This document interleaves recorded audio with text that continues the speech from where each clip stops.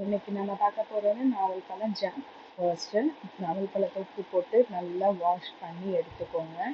Wash பண்ணி எடுத்துக்கிட்டு அதில் இருக்கிற கொட்டையெல்லாம் எடுத்துகிட்டு நல்லா தோல் சீவிட்டு எல்லாமே எடுத்து வச்சுக்கோங்க. இந்த மாதிரி எடுத்து வச்சுட்டு இதை ஒரு மிக்ஸி ஜாரில் போட்டு நல்லா ஃபைன் பேஸ்ட்டாக அரைச்சி இந்த மாதிரி பேஸ்ட் பதத்தில் வந்த உடனே எடுத்துருங்க.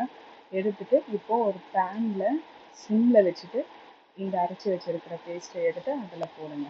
போட்டுட்டு நல்லா ஸ்டெப் பண்ணணும், கலக்கிட்டே இருக்கணும், கலந்து விட்டுக்கிட்டே இருக்கணும். ஏன்னா அது தெறிக்க ஆரம்பிக்கும். அண்ட் இது கலந்து விட்டுக்கிட்டே இருக்கும்போது தான் அதோட கன்சிஸ்டன்சி நமக்கு தெரிய வரும்.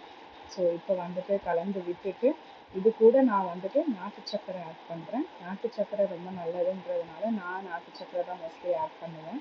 ஸோ நீங்களும் உங்களுக்கு வேணும்னா நாட்டு சர்க்கரை ஆட் பண்ணிக்கோங்க. உங்களுக்கு எவ்வளோ இனிப்பு வேணுமோ அதுக்கேற்ற மாதிரி நீங்கள் ஆட் பண்ணிக்கோங்க. ஸோ நான் எனக்கு எங்களுக்கு ஏற்ற மாதிரி ஆட் பண்ணியிருக்கேன். ஆட் பண்ணிவிட்டு நல்லா கலந்துக்கோங்க. கலந்து விட்டுட்டு இது கூட நம்ம என்ன பண்ண போகிறோம்னா அது கொதித்த உடனே அது கொதிக்கும்போது ஹாஃப் லெமன் கட் பண்ணி புழிஞ்சு நம்ம ஜூஸை மட்டும் எடுத்து இது கூட ஆட் பண்ணிவிடுங்க. ஸோ நாவல் பழன்றது கொஞ்சம் துவர்ப்பு இருக்கும், லெமன் ஜூஸுன்றது கொஞ்சம் புளிப்பு இருக்கும், அண்ட் சர்க்கரை இனிப்பு இருக்கும்.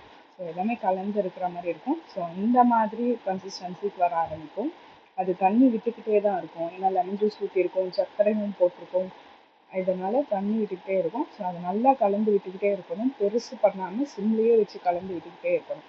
அப்படி கலந்து விட்டுக்கிட்டே இருக்கும்போது ஒரு கெட்டி பதத்துக்கு வந்த உடனே ஸ்டவ் ஆஃப் பண்ணிவிடுங்க. நாவல் பழம் ஜாம் ரெடி.